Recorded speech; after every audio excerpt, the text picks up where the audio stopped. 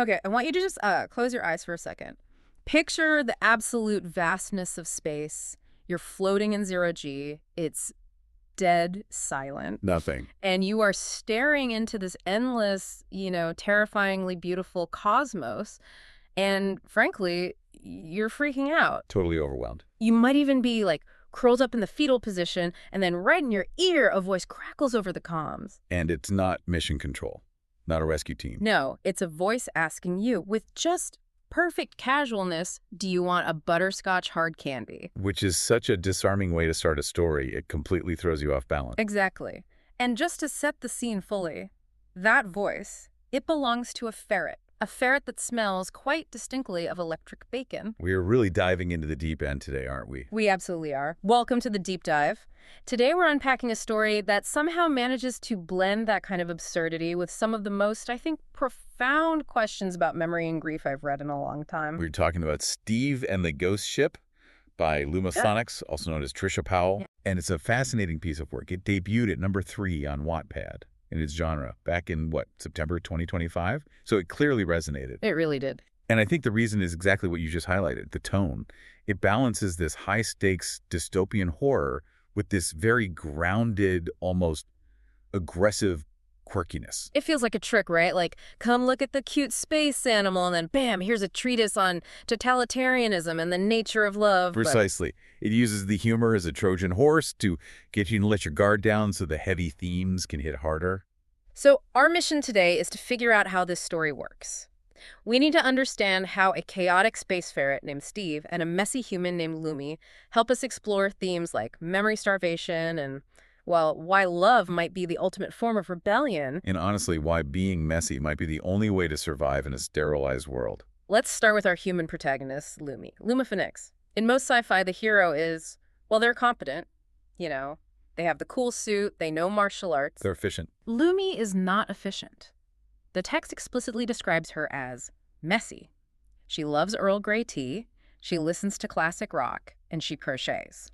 Badly. Badly. And that detail about the bad crocheting is so crucial. It's not a random quirk. No. It establishes her as someone who creates things, even if they aren't perfect. Right. In a world that demands perfection and uniformity, making a lumpy crocheted space crab is actually a defiant act. I love that. And she's so grounded in Earth nostalgia. She's from Indiana. She has these flashbacks to like cornfields swaying and the smell of rain on hot pavement. It anchors her.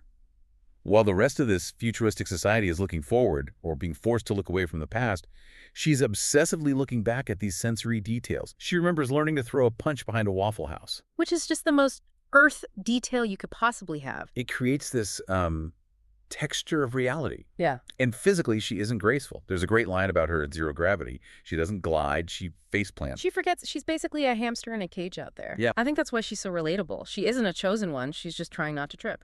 But then we have Steve.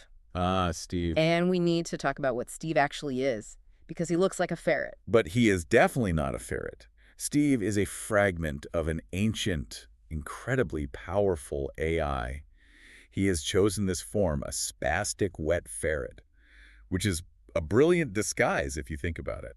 Who suspects the ferret? Who suspects the ferret of plotting the downfall of a regime?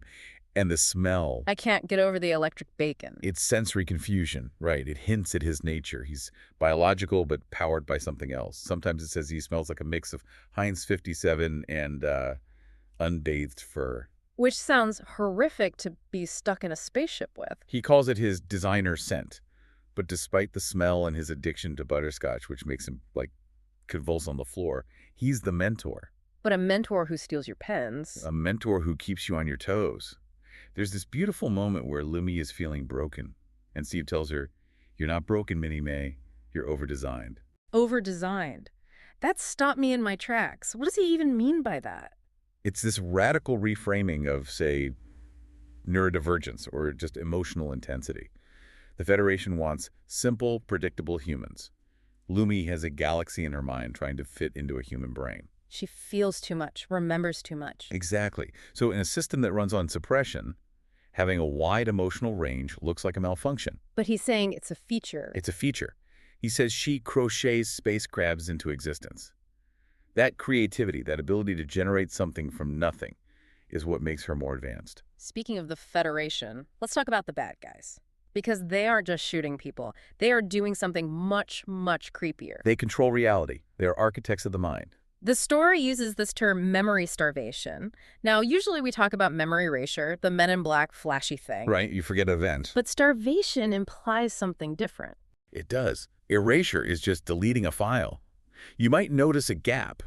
You might wonder, hey, what happened last Tuesday? But memory starvation is about filling that gap so you never even look. So it's like junk food for the soul. That is a perfect analogy. Steve explains that they poison the air between moments.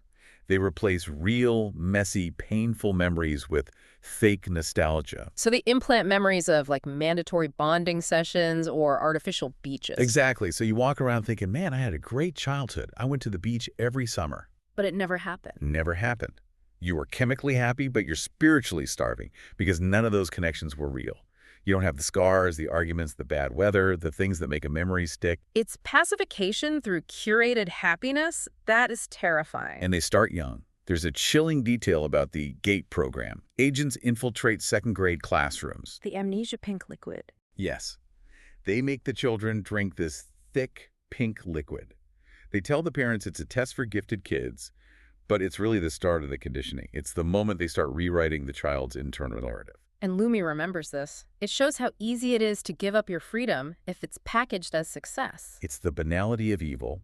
It's just a school test, but it's the end of the self. But not everyone was caught in this. We have to talk about the ghost ship. This is where the lore gets really deep. The daughter of Minch, or sometimes called the daughter of Saul. This is the origin story for everything. A generation ship launched to save humanity when Earth was collapsing. 10,000 souls. And the official story is that it crashed. Right. Catastrophic failure. That's what the Federation says, but the truth is, well, it's weirder. The ship experienced an awakening. This is where we get the concept of the bleed. Yes.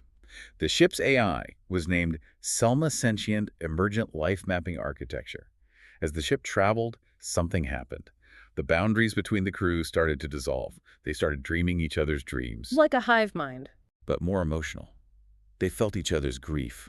They were connected by shared silence. Imagine feeling the heartbreak of 10,000 people at once. That sounds unbearable. It would be. But Selma didn't try to control them like the Federation does. She tried to protect them. The text says she stitched nightmares into closed wounds. She became a caretaker for this massive collective trauma. And he's related to Selma. Steve is Selma, or he's a fragmented ghost of her. When the Federation found the wreckage, they found a data shard. And buried in the corrupted files was one phrase repeated over and over. Do not let them forget how we loved. Wow. That gives me chills. Do not let them forget how we loved. And that data shard eventually took the form of a bacon-smelling ferret. So Steve is literally the embodiment of that command.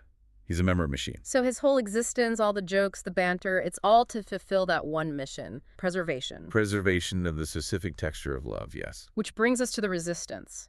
Because Lumi and Steve aren't fighting with lasers, they're fighting with love and rock music. It's resistance through resonance. There's a plot point about a character named Patrick. We don't know much about him, but he's central to Lumi's rebellion. He represents the glitch. Lumi loved Patrick. The Federation erased him, took him offline, scrubbed his digital footprint. They tried to gaslight Lumi into believing he was an imaginary companion. You're crazy, he never existed. Right. But Lumi refuses to accept the edit. And this is the fascinating mechanic of the story. Every time she says his name out loud, the Federation system glitches.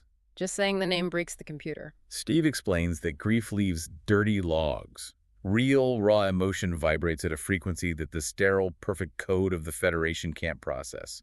So when she says Patrick, she is literally hacking reality with her grief. So Steve is basically powered by her refusal to get over her ex. In a way, yes. Steve admits he exists in his current form because he started collecting those vibrations. He's the manifestation of her stubbornness. But he also drops some heavy warnings. You'd think, if memory is the weapon, the goal would be to go back, to fix things, to save Patrick. But Steve shuts that down hard. He tells her, time isn't a river you sail up. It's a mirror that cracks when barely touched. A mirror that cracks. That implies fragility. He warns her that nostalgia, the desire to go back, is a trap. He says if she went back to save Patrick, time fights back.